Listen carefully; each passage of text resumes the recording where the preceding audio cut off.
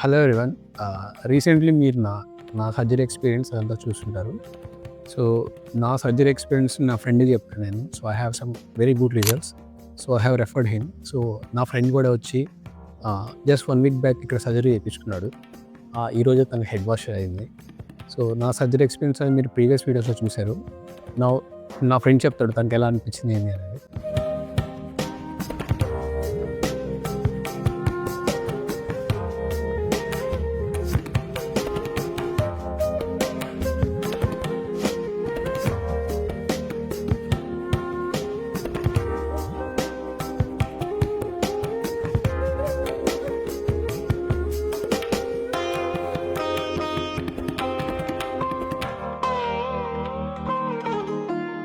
It's a very good experience actually.